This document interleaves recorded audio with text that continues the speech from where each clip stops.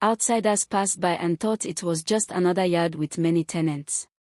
But those who lived inside knew the truth.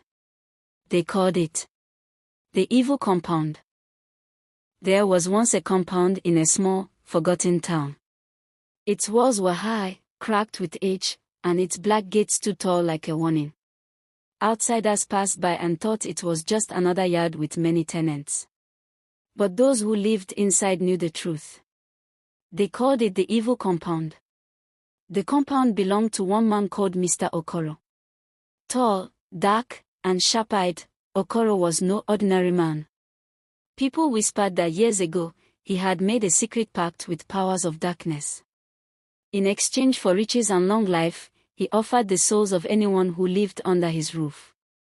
That was why the compound thrived with people, but no one who entered ever lived in peace. Life inside was misery.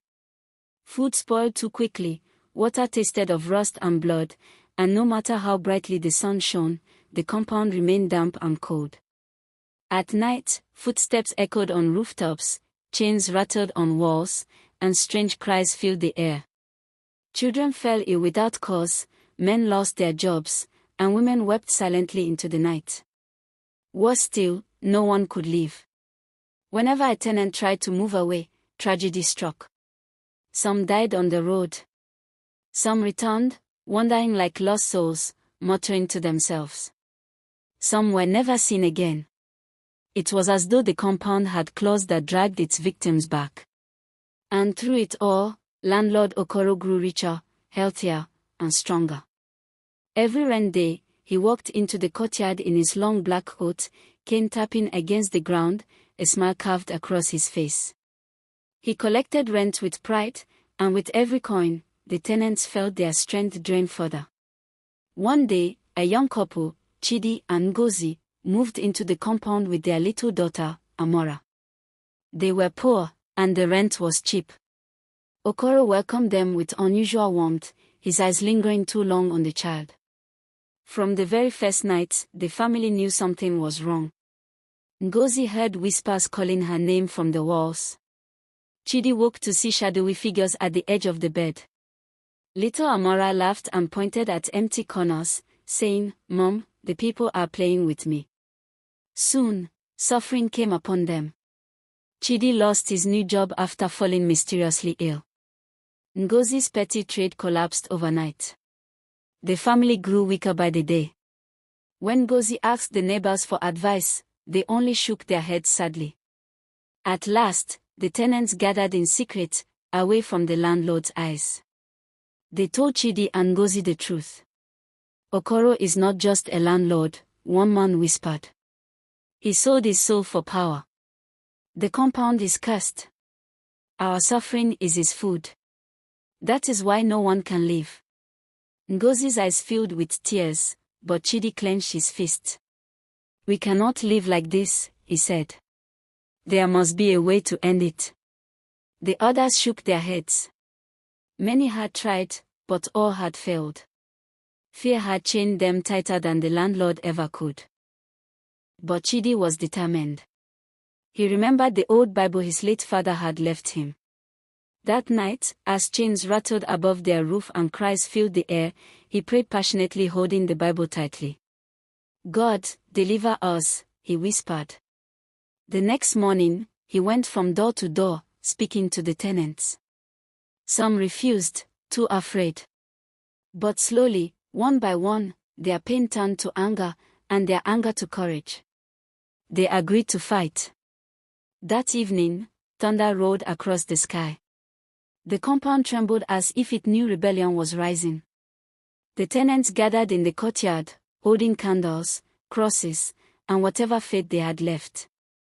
Chidi stood at the front, Bible in his hand, Ngozi and Amora by his side. When midnight struck, the gate creaked open on its own.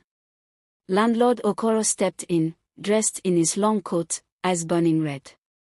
Shadows followed him, swirling like smoke. "You dare challenge me," he shouted. His voice shook the ground.